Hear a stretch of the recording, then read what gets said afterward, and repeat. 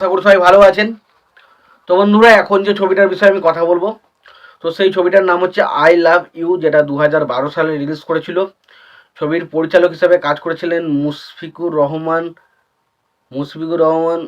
গুলজার, এবং ছবিতে অভিনয় করেছিলেন শাকিব খান, পূর্ণিমা, ইলিয়াস কাঞ্চন, আফজল শরীফ, ওমর সানি সহ আরও অনেকে। তো সেই ছবিটাকে নিয়ে এখন কথা বলবো। তো তার আগে প্রত্যেকটা বন্ধুকে অনুরোধ করে রাখবো, আপনারা চ্যানেলে নতুন হয়ে থাকলে অবশ্যই আপনারা চ্যানেলটা সাবস্ক্রাইব করে নেবেন, আর যদি আপনাদের ভিডিওটি ভালো লেগে থাকে অবশ্যই লাইক কমেন্ট শেয়ার করতে ভুলবেন না। তো আই লাভ ইউ 2012 সালের সিনেমা। সেই সিনেমাটার বিষয়ে কথা বলার আগে ছবির পরিচালক, প্রযোজক, সঙ্গীতক হিসাবে কারা কাজ করেছেন সেই বিষয়টা একটা দেখে নেওয়া যাক, এবং তারপরে নয় সিনেমাটার বিষয়ে আলোচনা করা যাবে।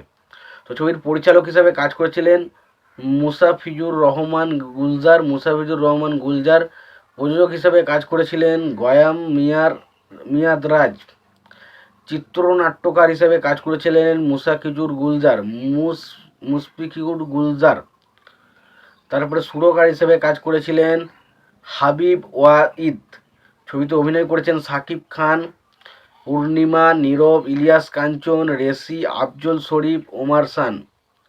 এবার আসি ছবিটার গল্প। কারণ এই ছবিটা পুরোপুরি একটা প্রেমের রোমান্টিক সিনেমা, যেখানে আমরা দেখতে পাই যে শাকিব খানের ক্যারেক্টারটা পূর্ণিমার ক্যারেক্টারটাকে ভালোবাসে, এবং সেই ভালোবাসা প্রথম দিকে তাদের পরিবারের মানুষজন মেনে নেয় না, ফলে তাদের মধ্যে বিরাট একটা সমস্যার সৃষ্টি, এবং শেষ পর্যন্ত শাকিব খান কীভাবে পূর্ণিমাকে পাওয়ার জন্য তাকে কী কী কষ্ট করতে হয় এবং তার জীবনে কী কী সমস্যা নেমে আসে সেটা নিয়ে সিনেমা, যেটার নাম হচ্ছে আই লাভ ইউ। তো খুবই ভালো একটা সিনেমার মধ্যে প্রায় 8টা মতো গান রয়েছে, এবং 8টার মধ্যে প্রায় 3-4টে গান খুবই ভালো। সেই গানগুলো শুনতে খুব ভালো লাগে। ছবির মধ্যে যে রিংটোনটা, মানে যেটা থিম মিউজিকটা ইউজ করা যায় ছবির মধ্যে, সেটা খুবই ভালো, সেটা খুব শুনতে খুবই ভালো লাগে। পাশাপাশি এখানে শাকিব খান এবং পূর্ণিমার মধ্যে যে কেমিস্ট্রিটা ছবির মধ্যে ফুটে ওঠে, সেটা আমার ব্যাপক লেগেছে। এটুকু বলতে পারি, সেটা কার কেমন লেগেছে জানি না, বাট আমার কিন্তু ব্যাপক লেগেছে। তাদের মধ্যে কেমিস্ট্রিটা অসাধারণভাবে ফুটে ওঠে, এবং পাশাপাশি আমরা যদি এখানে আফজল শরীফ বা ওমর সানির কাজ বলি, তারা কিন্তু তাদের জায়গায় বেশ ভালো কাজ করছে।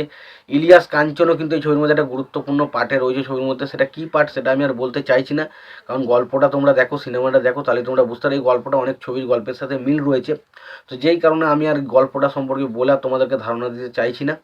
তবে ইলিয়াস কাঞ্চন এই ছবিতে একটা খুব অসাধারণ পার্ট ছবির মধ্যে প্লে করেছে, এবং তার যে জায়গাটা রয়েছে সেই জায়গাটা অনেকটা আপনার কিছু জায়গায় রাগ ধরবে তার ক্যারেক্টারটাকে, কিন্তু বাট ওভারঅল আমি এটুকু বলছি সিনেমার তার ক্যারেক্টারটা খুবই ভালো। এবং এখানে শাকিব খানের যে ইমোশনাল জায়গাগুলো ছবির মধ্যে, প্রেমের বিষয়গুলো নিয়ে যে ইমোশনাল জায়গাগুলো ফুটে ওঠে, সেই জায়গাগুলো দারুণভাবে ওয়ার্ক করে, এবং স্পেশালি বললাম তো শাকিব খান এবং পূর্ণিমার মধ্যে কেমিস্ট্রিটা দারুণভাবে ওয়ার্ক করে।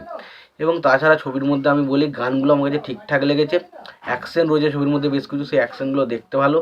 তো ওভারঅল সিনেমাটা একটা বেশ ভালো এন্টারটেন করার মতো সিনেমা। যদি সিনেমাটা না দেখে থাকেন অবশ্যই সিনেমাটাকে চেক আউট করুন, আর সিনেমাটা দেখে থাকলে আপনাদের সিনেমাটা কেমন লেগেছে অবশ্যই জানাতে ভুলবেন না। ভিডিওটি ভালো লেগে থাকলে লাইক কমেন্ট শেয়ার করে দেবেন। চ্যানেলটা নতুন হয়ে থাকলে অবশ্যই আপনারা চ্যানেলটা সাবস্ক্রাইব করে নিয়ে পাশে বেল আইকনটা অবশ্যই প্রেস করে দেবেন। ভালো থাকবেন, সুস্থ থাকবেন, দেখা হচ্ছে পরবর্তীতে।